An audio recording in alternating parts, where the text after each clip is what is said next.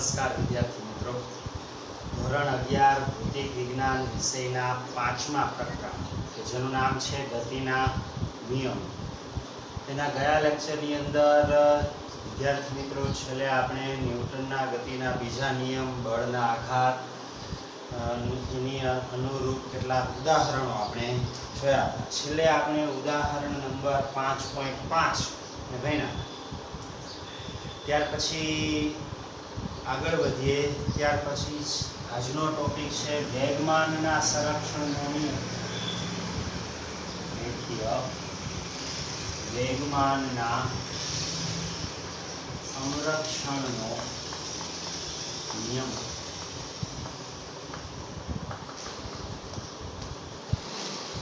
ન્યૂટનનો ગતિનો બીજો નિયમ અને ત્રીજો નિયમ એક અગત્યના પરિણામ તરફ દોરી જાય છે, અને એ અગત્યનું પરિણામ એટલે વેગમાનના સંરક્ષણનો નિયમ. વેગમાન એટલે શું? આપણે ભણ્યા કે પદાર્થના દળ અને વેગનો ગુણાકાર વેગમાન છે. ન્યૂટનનો ગતિનો બીજો નિયમ પણ એના ઉપરથી આપણે ભણ્યા કે F બરાબર dp/dt. પદાર્થ પર લાગતું પરિણામી બાહ્ય બળ એ વેગમાનના ફેરફારના સમય દર અને એની દિશામાં હોય છે. હવે જો કોઈ પદાર્થ ઉપર પરિણામી બાહ્ય બળ જો શૂન્ય હોય, સમજો કે જો કોઈ પદાર્થ પરનું પરિણામી બાહ્ય બળ F શૂન્ય છે, બાહ્ય બળ શૂન્ય હોય, તો આપણે આમ લખી શકીએ ન્યૂટનના ગતિના બીજા નિયમ મુજબ F બરાબર dp/dt. પરંતુ F બરાબર dp/dt. તેથી F ની જગ્યાએ dp/dt લખીએ તો dp/dt બરાબર 0. P નું વેગમાન P નું સમય t ની સાપેક્ષે વિકલન શૂન્ય છે. આનો અર્થ એવો કે વેગમાન P કેવું છે? અચળ છે. P અચળ રહે છે. dp/dt બરાબર 0, એટલે કે વેગમાનના ફેરફારનો સમય દર 0. કોનું? વેગમાનનું વિકલન સમયની સાપેક્ષે શૂન્ય છે. હંમેશા અચળનું વિકલન શૂન્ય હોય, તેથી કહી શકાય કે વેગમાનનું વિકલન શૂન્ય હોવાથી વેગમાન અચળ હશે. આમ જો તંત્રનું પરિણામી બાહ્ય બળ, તો કોઈ પદાર્થ પરનું બાહ્ય બળ શૂન્ય હોય તો પદાર્થનું રેખીય વેગમાન અચળ રહે છે. પરિણામી બાહ્ય બળ શૂન્ય હોય એટલે કે તંત્ર અલગ કરેલું હોય, તેથી અલગ કરેલા તંત્રનું કુલ રેખીય વેગમાન હંમેશા અચળ રહે છે. આ વાતને વેગમાનના સંરક્ષણનો નિયમ કહેવાય. તંત્રનું બાહ્ય બળ 0 હોય એટલે કાંઈ બાહ્ય બળ લાગતું ન હોય, એટલે કે આખું કોઈ પદાર્થ છે એ અલગ કરેલું તંત્ર છે. તેથી અલગ કરેલા,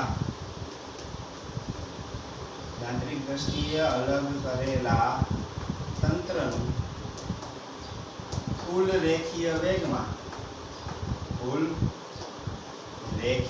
વેગમાન શૂન્ય નહીં, અચળ રહે છે.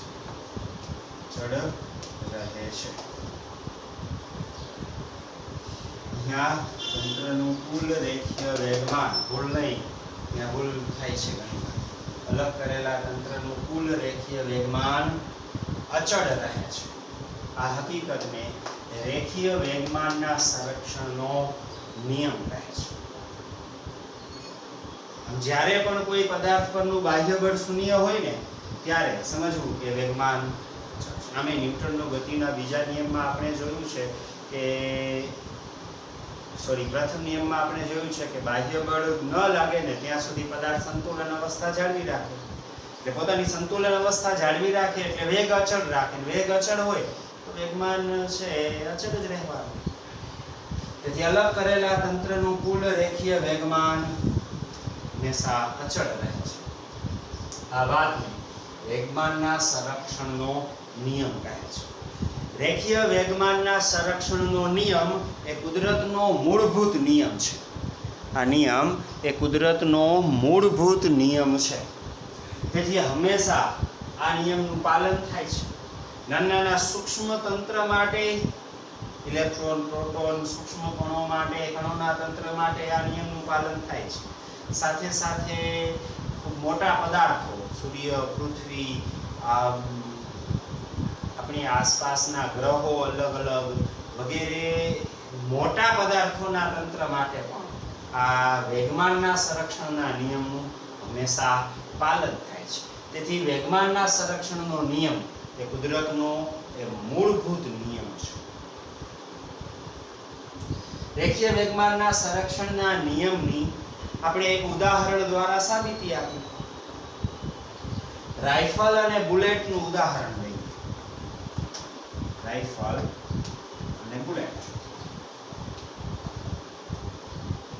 રાઇફલ બંદૂક, બુલેટ ગોળી.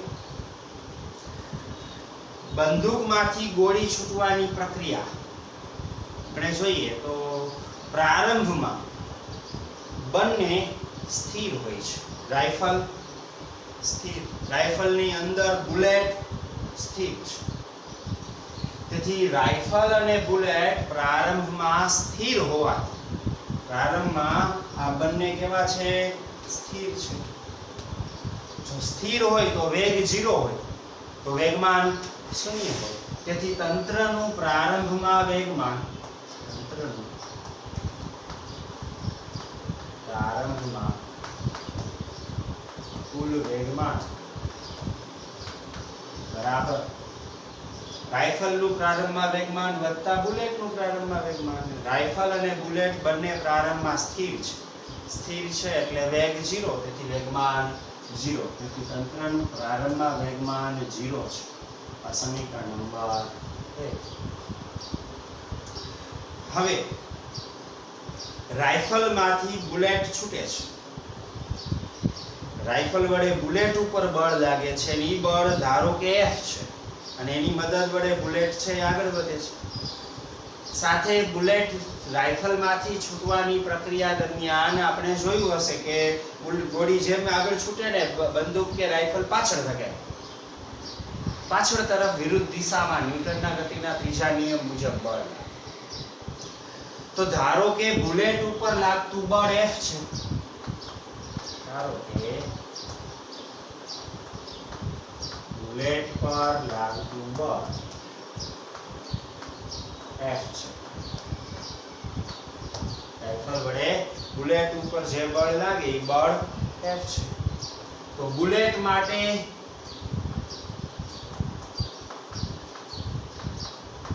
વેગમાનનો ફેરફાર બરાબર બળનો આઘાત. આ વાતનો ઉપયોગ કરીએ. બુલેટ માટે વેગમાનનો ફેરફાર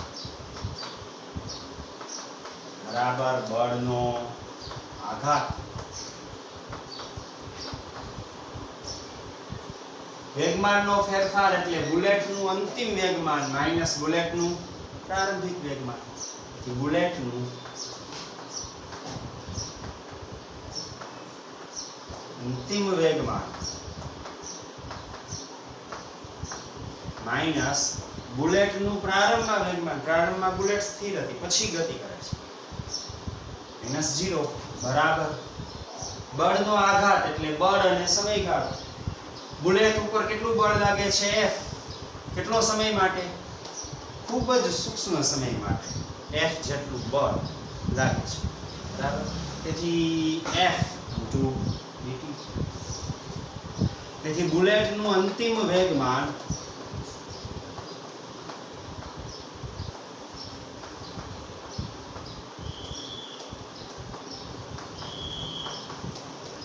F dt છે.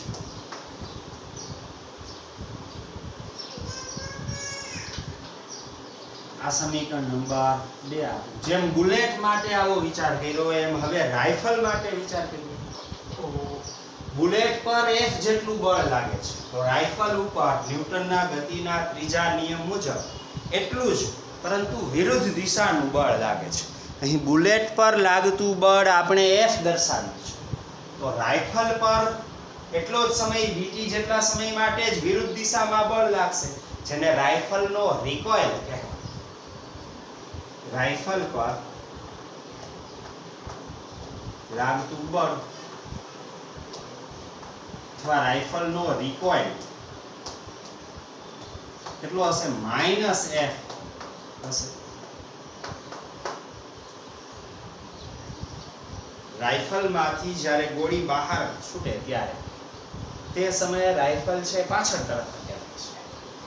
જેટલું બળ રાઇફલ વડે બુલેટ ઉપર લાગે એટલું જ વિરુદ્ધ દિશાનું, ન્યૂટનના ગતિના ત્રીજા નિયમ મુજબ વિરુદ્ધ દિશાનું એટલું જ બળ રાઇફલ ઉપર બુલેટ વડે લાગે છે. તેથી બુલેટ પર લાગતું બળ F હોય તો રાઇફલ પર લાગતું બળ -F હશે. હવે રાઇફલ માટે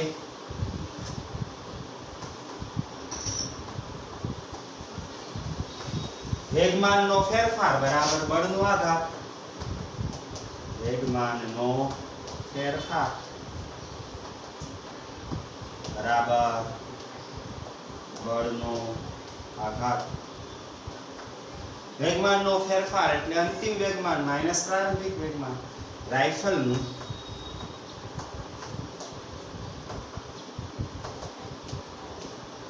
અંતિમ વેગમાન માઈનસ રાઇફલનું પ્રારંભિક વેગમાન. પ્રારંભમાં તો રાઇફલ સ્થિર છે એટલે રાઇફલનું પ્રારંભિક વેગમાન 0 બરાબર બળનો આઘાત. બળ અને સમયગાળો. તો રાઇફલ ઉપર કેટલું બળ લાગે? બુલેટ જેટલું જ પણ વિરુદ્ધ દિશાનું -f. જેટલો સમય માટે બુલેટ પર બળ લાગશે એટલો જ સમય માટે રાઇફલ ઉપર બળ લાગશે. તેથી dt. ન્યૂટનના ગતિના ત્રીજા નિયમના મહત્વના મુદ્દાઓ આપણે જોયા. બરાબર? ક્રિયાબળ, પ્રતિક્રિયા બળ અલગ અલગ શબ્દો નથી, માત્ર બળના જ બળ માટે જ વપરાતા શબ્દો છે. વળી ક્રિયાબળ લાગે એટલે પ્રતિક્રિયા બળ લાગે એવું નથી. બંને સમાન સમયગાળા માટે એકબીજા ઉપર સમાન મૂલ્યના વિરુદ્ધ દિશાના લાગે છે. તેથી અહીંયા બુલેટ પર રાઇફલ વડે dt જેટલા સમય માટે બળ લાગે અથવા ડેલ્ટા t કે dt જેટલા સમય માટે બળ લાગે તો એટલા જ સમય માટે રાઇફલ ઉપર એટલું વિરુદ્ધ દિશાનું બળ એટલા જ સમયગાળા માટે લાગશે. તેથી રાઇફલનું અંતિમ વેગમાન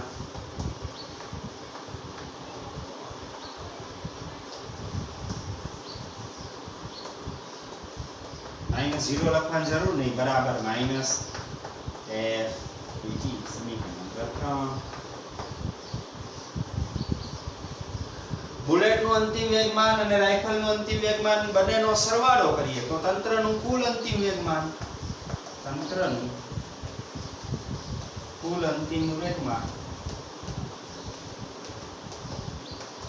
બરાબર બુલેટનું અંતિમ વેગમાન વત્તા રાઇફલનું અંતિમ વેગમાન. બુલેટનું અંતિમ વેગમાન f dt વત્તા રાઇફલનું અંતિમ વેગમાન -f dt. તેથી તંત્રનું કુલ અંતિમ વેગમાન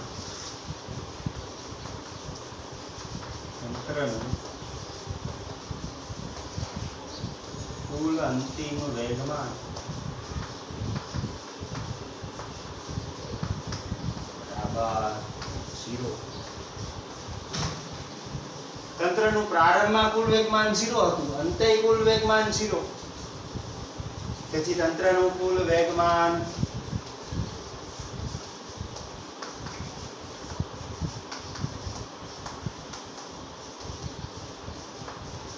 અચળ છે. આમ બાહ્ય બળ રાઇફલ અને બુલેટના તંત્ર ઉપર અન્ય કોઈ બાહ્ય બળ લાગતું નથી. તો બાહ્ય બળની ગેરહાજરીમાં આ તંત્રનું કુલ વેગમાન અચળ રહે છે. અલગ કરેલા તંત્રનું કુલ રેખીય વેગમાન અચળ રહે છે. કારણ કે તંત્રનું પ્રારંભમાં જે કુલ વેગમાન હતું 0, અંતે પણ તંત્રનું ઈ જ વેગમાન મળે છે. એટલે વેગમાન બદલાતું નથી, નથી વધતું, નથી ઘટતું. પહેલા હતું એટલું ને એટલું રહે. તેથી જ્યારે પણ પદાર્થ પરનું બાહ્ય બળ શૂન્ય હોય એટલે કે તંત્ર અલગ કરેલું હોય તો અલગ કરેલા તંત્રનું કુલ રેખીય વેગમાન અચળ રહે છે. આ વાતને વેગમાનના સંરક્ષણનો નિયમ કહે છે. વેગમાનના સંરક્ષણનો નિયમ એ કુદરતનો એક મૂળભૂત નિયમ છે. જ્યારે પણ પદાર્થ પરનું બાહ્ય બળ શૂન્ય હોય ત્યારે પદાર્થ છે એ અચળ વેગમાન ધરાવે, એનું વેગમાન અચળ રહે છે. તો આ હકીકત એ વેગમાનના સંરક્ષણનો નિયમ અને રાઇફલ અને બુલેટના ઉદાહરણ થકી એની આ સાબિતી છે. રાઇફલ અને બુલેટના આ તંત્રમાં કોઈ બાહ્ય બળ નથી લાગતું, એટલે કે અલગ કરેલું તંત્ર છે. આપણને એમ લાગે કે રાઇફલમાં આપણે આમ ઘોડો છે એ દબાવીએ ત્યારે આપણે બાહ્ય બળ લગાવીએ છીએ. ખરેખર ઘોડો દબાવતી વખતે આપણે સ્પ્રિંગ છોડીએ છીએ, તંત્રનું કોઈ બાહ્ય બળ લગાડતા જ નથી, સ્પ્રિંગને મુક્ત કરીએ છીએ. તેથી કોઈ રાઇફલ અને બુલેટના તંત્રનું કોઈ બાહ્ય બળ લાગતું જ નથી. તો પછી આ બંને બળ F અને -F, તો આ બુલેટ ઉપર રાઇફલ વડે લાગતું બળ અને રાઇફલ ઉપર બુલેટ વડે લાગતું બળ એ તંત્રના આંતરિક બળો છે. તંત્રના કેવા બળો છે? આંતરિક બળો છે. આંતરિક બળ વડે તંત્ર છે એ ગતિ ન કરે. તેથી અહીં F અને -F એ તંત્રના આંતરિક બળ છે. કોઈ પરિણામી બળ બાહ્ય બળ લાગતું નથી, તો બાહ્ય બળ શૂન્ય છે. તેથી વેગમાન અચળ રહે છે. પહેલા જેટલું હતું અંતે એટલું જ રહે છે. આમ સમીકરણ 1 અને 4 તંત્રનું પ્રારંભિક કુલ વેગમાન અને તંત્રનું અંતિમ કુલ વેગમાન એક સરખા જ સૂચવે છે. તેથી કહી શકાય કે તંત્રનું કુલ રેખીય વેગમાન અચળ રહે છે. જ્યારે પણ આ કન્ડિશનનું પાલન થાય ત્યારે આ કન્ડિશન હોય છે. કુદરતનો આ મૂળભૂત નિયમ છે. તેથી બધા જ સંજોગોમાં, બધી જ પરિસ્થિતિમાં હંમેશા આનું પાલન થાય છે. તો આ વેગમાનના સંરક્ષણનો નિયમ. ચાલો, વેગમાનના સંરક્ષણના નિયમ પર ત્યાર પછીનો ટોપિક છે કણનું સંતુલન. બરાબર? વેગમાનના સંરક્ષણના નિયમ પછી કણનું સંતુલન જોઈએ.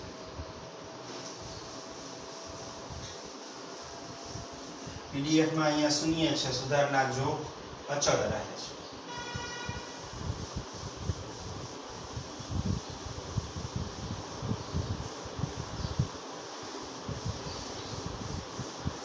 કણનું સંતુલન.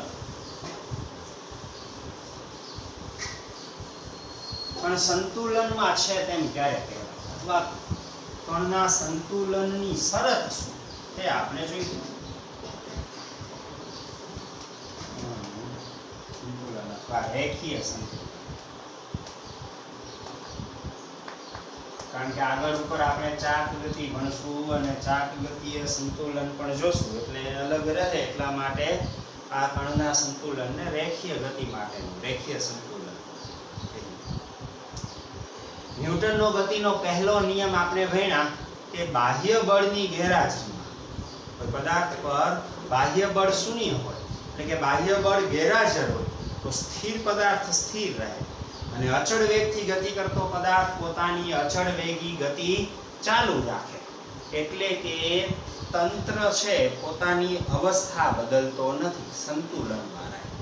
તંત્ર જ્યારે પણ પોતાની અવસ્થા જાળવી રાખે, સ્થિર હોય તો સ્થિર અને અચળ વેગથી ગતિ કરતો હોય તો અચળ વેગી ગતિ ચાલુ રાખે, તો આ સ્થિતિમાં એ સંતુલનમાં છે તેમ કહેવાય. અને એ સંતુલન માટે પ્રથમ નિયમ મુજબ બાહ્ય બળ શૂન્ય હોવું જોઈએ. તેથી કણના રેખીય સંતુલનની શરત શું? તો કે શરત છે કણ પરનું પરિણામી બાહ્ય બળ શૂન્ય હોવું જોઈએ. જ્યારે કોઈ કણ ઉપર બાહ્ય બળ પરિણામી બાહ્ય બળ શૂન્ય થાય ત્યારે કણ રેખીય સંતુલનમાં હશે. તેથી ન્યૂટનના ગતિના પ્રથમ નિયમ પરથી રેખીય સંતુલનની શરત, જ્યારે કોઈ કણ પરનું પરિણામી બાહ્ય બળ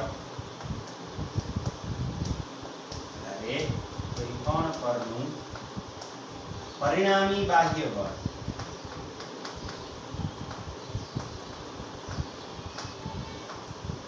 શૂન્ય હોય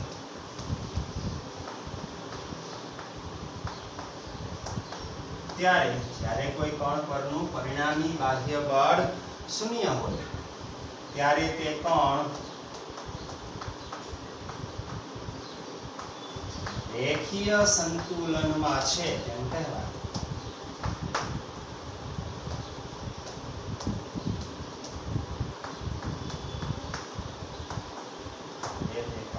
રેખીય સંતુલનમાં છે એમ કહેવાય. પર શૂન્ય થવું જોઈએ. બાહ્ય બળ ન લાગવું જોઈએ એમ નહીં, ભલે લાગે કણ પર 2 3 4 બળો લાગે, પણ એ બધા બળનો સદિશ સરવાળો કરો, પરિણામી બળ શૂન્ય હોવું તો ત્યારે એ કણ સંતુલનમાં છે તેમ કહેવાય. આ કણના સંતુલનની શરત છે. જો કણ ઉપર એક જ બળ લાગતું હોય ને તો એ બળનું પરિણામ તો શૂન્ય થવાનું નથી, તો ક્યારેય કણ છે એ સંતુલનમાં રહી શકે નહીં. તેથી જ્યારે કોઈ કણ ઉપર એક બળ, ભલે નાનકડા મૂલ્ય, શૂન્ય સિવાયનું કોઈ એક જ બળ લાગતું હોય ને તો કણ કે તંત્ર કણ છે એ સંતુલનમાં રહી શકે નહીં. કણ ઉપર 2 બળ લાગતા હોય તો કણ સંતુલનમાં રહી શકે. જો કોઈ કણ ઉપર 2 બળ સમાન મૂલ્યના પરસ્પર વિરુદ્ધ દિશાના F1 બરાબર F અને F2 સદિશ બરાબર -F, આવા 2 બળ લાગતા હોય સમાન મૂલ્યના અને પરસ્પર વિરુદ્ધ દિશાના, તો આ તંત્રનું પરિણામી બાહ્ય બળ શૂન્ય થાય. સંતુલનમાં થવા માટે પરિણામી બાહ્ય બળ 0. તો F બરાબર F1 + F2 બરાબર 0. તેથી F1 બરાબર -F.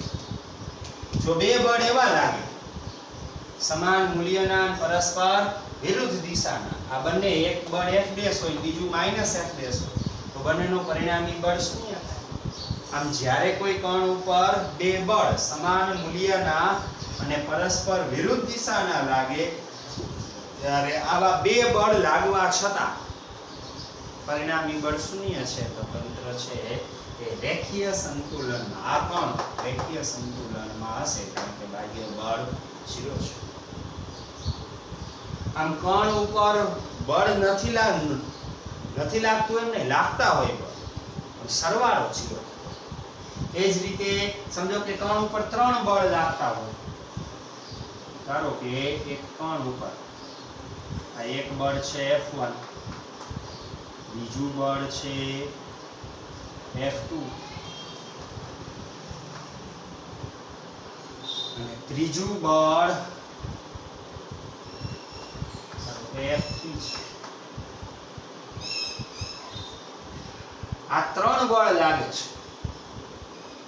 ત્રણેય બળનો સદિશ સરવાળો શૂન્ય થાય તો તંત્ર રેખીય સંતુલનમાં છે. રેખીય સંતુલન માટે ત્રણેય બળનો સરવાળો પરિણામી બળ F બરાબર 0 થવું જોઈએ, એટલે કે F1 + F2 + F3 બરાબર 0 થવું જોઈએ. આવું ક્યારે થાય? કોઈ 2 બળનો સરવાળો, સમજો કે F1 + F2 બરાબર કેટલા થવા જોઈએ? -F3. આ 2 બળનો સરવાળો આના જેટલો વિરુદ્ધ દિશાનો થવો જોઈએ. આનો આમ સરવાળો કરીએ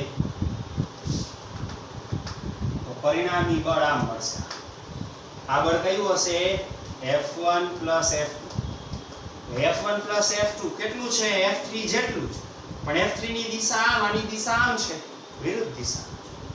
તેથી જ્યારે કોઈ કણ ઉપર 3 બળ લાગતા હોય અને એ 3 બળમાં 2 બળનો સરવાળો ત્રીજા જેટલો પરંતુ વિરુદ્ધ દિશામાં હોય તો આ 3 બળની અસર હેઠળ તંત્ર રેખીય સંતુલનમાં છે તેમ કહેવાય.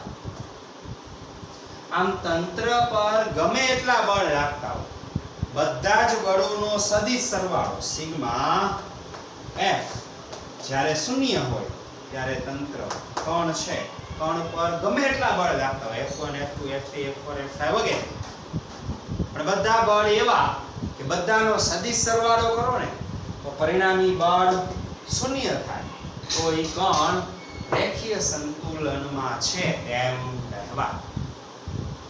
આનાથી ઉલટું કોઈ કણ રેખીય સંતુલનમાં હોય તો એના ઉપર જેટલા બળ લાગતા હોય ને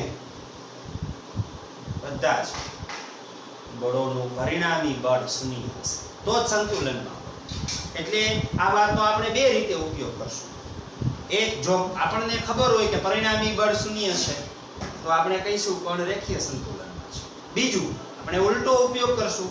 આપણને ખબર જ છે કે આ કણ છે એ સંતુલનમાં છે તો આપણે એના ઉપર લાગતા બળ જોશું ને બધા બળનો સરવાળો કરશું, બરાબર શૂન્ય લખ નાખશું. કારણ કે સંતુલનમાં છે તો પરિણામી બળ શૂન્ય જ થવું જોઈએ. બરાબર. જો કોઈ કણ છે x દિશામાં સંતુલનમાં તો x દિશાના બધા બળો સદિશ સરવાળો એટલે કે બળના x ઘટકોનો સરવાળો 0 થાય. જો કણ y દિશામાં સંતુલનમાં હોય તો એના ઉપર જેટલા બળ લાગે બધા બળના y ઘટકો એનો સદિશ સરવાળો y ઘટકોનો સરવાળો શૂન્ય માં fy બરાબર છે. કોઈ કણ z દિશામાં સંતુલનમાં હોય તો સિગ્મા fz બરાબર 0. એવું બની શકે કે કણ y દિશામાં દોલનો ગતિ કરે છે. સમજો y દિશામાં ગતિ કરે છે પણ x દિશામાં સંતુલનમાં હોય. y દિશામાં ગતિ કરતો હોય તો sigma fy not equal to 0 હોય અને સિગ્મા fx 0 હોય એટલે કે x દિશામાં સંતુલનમાં છે. તેથી જ્યારે પણ સંતુલનમાં જે કોઈ પણ દિશામાં હોય એને અનુરૂપ એ બળના એ દિશાના ઘટકોનો સરવાળો શૂન્ય થાય. સમજો કે આ રીતે ત્રણ બળ લાગે છે અને તંત્ર x કણ છે એ x દિશાના સંતુલનમાં છે તો પહેલા બળનો x ઘટક વત્તા બીજા બળનો વત્તા ત્રીજા બળનો x ઘટક સદિશ સરવાળો બરાબર 0. સમજાય? કોઈ ટેબલ ઉપર પુસ્તક પડેલું છે. સમજો આ એક ટેબલ છે. ટેબલ ઉપર કોઈ પુસ્તક પડેલું છે એનું દળ m છે તો m દળના પુસ્તક ઉપર આપણને ખબર છે નીચે દિશામાં વજન બળ mg લાગશે અને ઉપરની દિશામાં સંપર્ક બળ r લાગે છે. અહીં કણ ઉપર બે બળ લાગે છે. y દિશામાં સંતુલનમાં છે.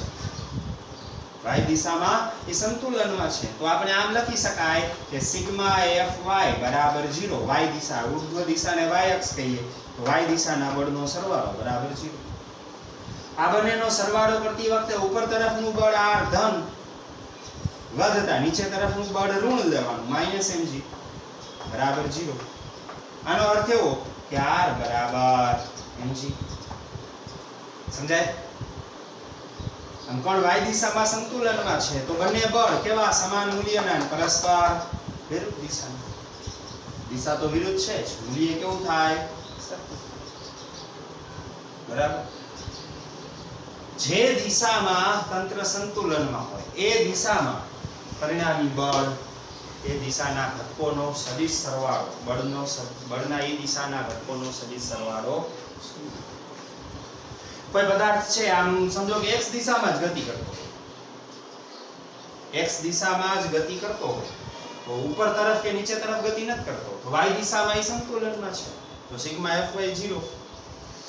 હવે x દિશામાં એ કંઈક બળની અસર હેઠળ ગતિ કરે તો sigma fx is not equal to 0. એના માટે f બરાબર ma ન્યૂટનનો ગતિનો બીજો નિયમ x દિશા માટે લાગુ પડી શકાય પણ y દિશામાં તો એ સંતુલનમાં છે તો સિગ્મા fy બરાબર 0. આમ કોઈ પણ કણના સંતુલનની શરત શું? તો કણ ઉપર લાગતા પરિણામી બાહ્ય બળ શૂન્ય હોય. જેટલા બળ લાગતા હોય બધા બળોનો સદિશ સરવાળો શૂન્ય હોય તો પરિણામી બાહ્ય બળ જો શૂન્ય હોય તો એ કણ રેખીય સંતુલનમાં છે. જો કણ ઉપર x દિશામાં જે કાંઈ પણ બળ લાગે છે એ બળ નો સરવાળો શૂન્ય હોય એટલે કે આ તરફનું બળ ને આ તરફના બળ સરખા હોય તો સિગ્મા fx 0 તો કણ x દિશામાં સંતુલનમાં છે તેમ કહેવાય. એ જ રીતે સિગ્મા fy બરાબર 0 હોય તો કણ y દિશામાં સંતુલનમાં છે તેમ કહેવાય. એ જ રીતે સિગ્મા fz 0 તંત્ર z દિશામાં સંતુલનમાં છે તેમ કહેવાય. તો આ કણનું રેખીય સંતુલન છે બરાબર. આ રેખીય વેગમાનના સંરક્ષણનો નિયમ અને આ કણનું રેખીય સંતુલન સ્થિતિ માટેની આવશ્યક અને પર્યાપ્ત શરત શું છે? પરિણામી બાહ્ય બળ શૂન્ય હોવું જોઈએ. આ હકીકતનો ઉપયોગ આપણે દાખલાઓ ગણવા માટે MCQ સોલ્વ કરવા માટે આ મહત્વની બાબતનો ઉપયોગ આપણે કરશું બરાબર. જે દિશામાં સંતુલનમાં હોય ને એ દિશા માટે પરિણામી બળ 0 લખશું અથવા એક તરફ ઈ દિશામાં એક તરફ લાગતું બળ બરાબર વિરુદ્ધ દિશામાં કેટલું જ બળ લાગતું હશે એમ ગણી લઈશું. જે તરફ બળની અસર હેઠળ ગતિ થતી હોય તે તરફ F બરાબર ma બળ લાગતું હોય તો ન્યૂટનના ગતિના બીજા નિયમ મુજબ F બરાબર ma પરથી તરફનો પ્રવેગ આપણે તે દિશાનો પ્રવેગ આપણે મેળવશું. આ રીતે આ કણના રેખીય સંતુલનનો ઉપયોગ આપણે દાખલાઓમાં કરશું. ટેક્સ્ટમાં આ કણના સંતુલન પછી ઉદાહરણ આપેલું છે. આ ઉદાહરણ છે આવતા લેક્ચરમાં કરશું. બરાબર, ટાઈમ થઈ ગયો છે તો વિદ્યાર્થી મિત્રો આજે અહીંયા સુધી રાખીએ. આ બંને મહત્વના ટોપિક છે. રેખીય વેગમાનના સંરક્ષણનો નિયમ અને કણનું સંતુલન બંને વ્યવસ્થિત વિગતવાર તૈયાર કરજો. બરાબર, ન સમજાય ત્યાં કહેજો. સારું, ચાલો આજે અહીંયા સુધી રાખીએ. નમસ્કાર.